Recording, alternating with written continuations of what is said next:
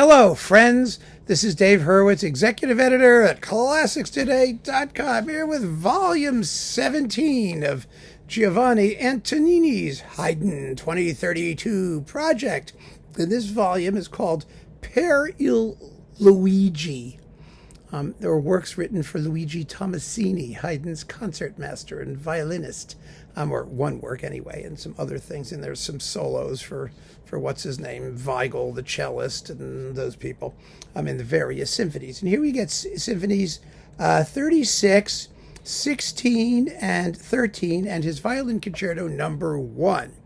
Now, as usual with this series, to add to its incredible pretension, you have these deluxe booklets full of absolutely bizarre pictures that have nothing to do with anything that I can determine, but that somehow are supposed to be evocative or provocative or maybe just plain vocative.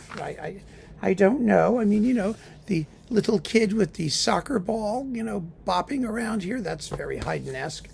I don't know what any of that stuff is for. Then there are the essays and things like that, which are actually not terribly helpful. So, I have blown hot and cold on this series, I must say. There have been some outstanding releases and some absolutely dreadful ones. And usually they're either outstanding or dreadful for the same reasons. It depends on the work and how they handle it. And this particular release is a case in point, because there is some atrocious, absolutely appalling music making going on here, and some that's really pretty good and interesting.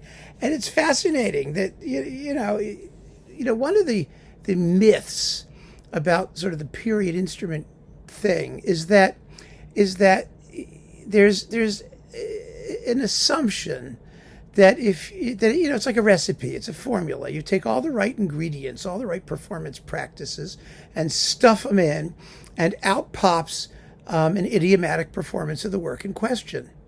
And that is so not true. I mean, it's absolutely not true. You know what this performance reminded me of, especially Symphony No. 36. I kept thinking of Pierre Boulez's Rituel in Memoriam Bruno Moderna. Do you know that? It's actually one of Boulez's best pieces, I think. It's a terrific, interesting piece of music.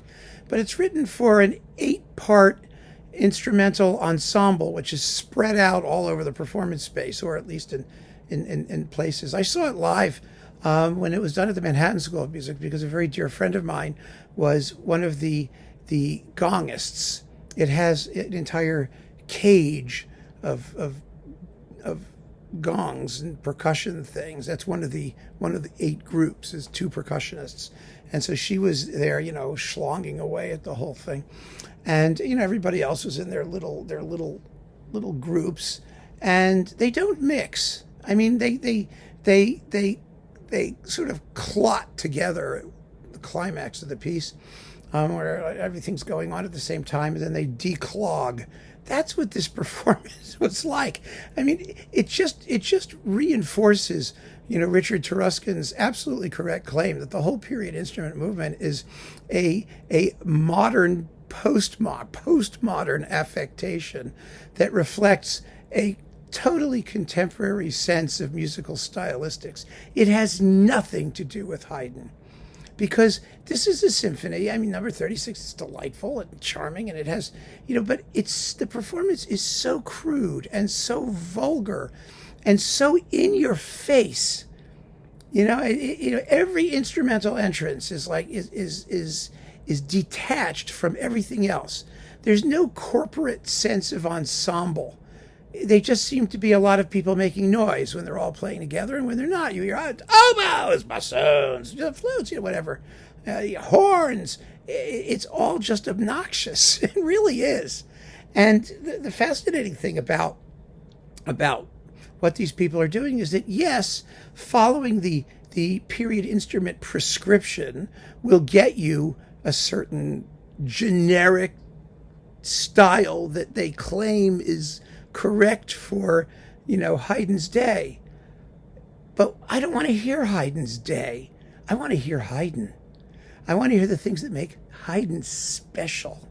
that make him fabulous and unique. And that's not done by glomming onto his music this sort of formulaic and crude and it's just, there's something so wrong about it. It really is sort of off-putting. So that's number 36. Number 16, well, that's only a little tiny 3-movement thing, so it survives a little bit better.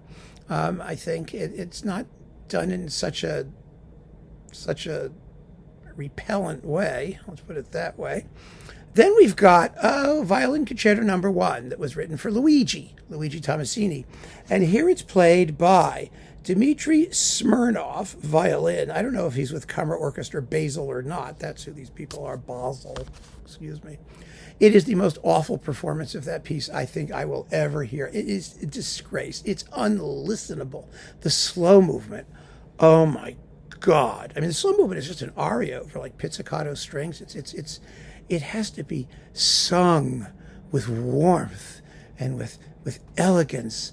And this guy, I mean, with his screechy tone and non-vibrato, intonationally challenged. I mean, when he at soft volumes, it's as if he can't even draw a sound from the instrument. It just goes.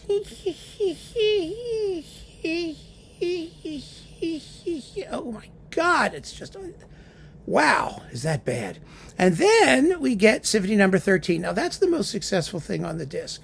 And there's a reason for that. The reason is that, first of all, it's got that cool finale. I mean, this is not the reason, but it has that cool finale that uses the same 4-note motive in the finale of Mozart's Jupiter Symphony. You know, da, da, da, da. It's really fun. But no, the reason it works, although he doesn't use the optional timpani parts here, and he should have, is whether they're, you know, actually original or not. I don't care. The symphony calls for 4 horns, and Haydn uses the horns rather as Boulez uses his groups in Ritual in Memoriam Bruno Maderna. In other words, the horns are a sort of separate unit, and they make at the beginning of the symphony these big fat chords against which everyone else is operating, and it sounds marvelous. It really does. I mean, there's a symphony that happens to well, in spots anyway, sort of operate according to the Boulezian rule that Antonini seems to, at pains to adopt. And so that was fun. It's fun to hear all the horns and all that stuff going. I mean, Haydn wrote it that way. So yeah, you can get away with it because you see Haydn's genius was just so vast. I mean, yeah, there are moments when he sounds like Pierre Boulez and moments when he doesn't. But you have to know the difference. You just have to be able to tell the difference. And aside from the horrid playing in the Violin Concerto and the obnoxious, vulgar histrionics in Symphony No. 36, you get a really good Symphony No. 13. 16, not so much. But none of these people, you know, damn it. It's just such an irony that here we are at a time where the whole industry is supposed to be in crisis. Nobody has any money, and everybody's screaming and complaining. But here we are coming up to the Haydn anniversary year, less than a decade, and we've got these Haydn symphony cycles going. I mean, Hensler just finished one, and they've got this thing, and they're putting them together at a time when we are quite possibly, and this is the tragic irony, least able to sympathize with Haydn's true aesthetic, which was all about warmth and humanity. Haydn said he tried to embody moral qualities in some of his symphonies. It was spirituality. It should be beautiful. It should be exciting as hell too, of course. But, you know, and I'm not saying everything these people do is wrong. It isn't. We're talking about these individual performances, their version of what the period instrument people want to do. Nobody seems to be able, you know, aesthetically, or, you know, it seems to be simpatico with what Haydn's project was. You know, the wit, the expressive range, they just don't do it. They don't get it. It's that simple. But they're doing complete Haydn cycles. And, you know, we had the Dorati cycle way back when, and everyone's like, oh, we really need more. We need new ones. We need different ones. Well, we're getting them, and they suck. And that's really, really sad.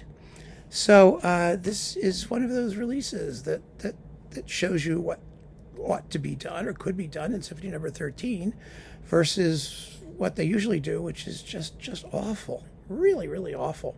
And I'm bummed about it. What can I tell you?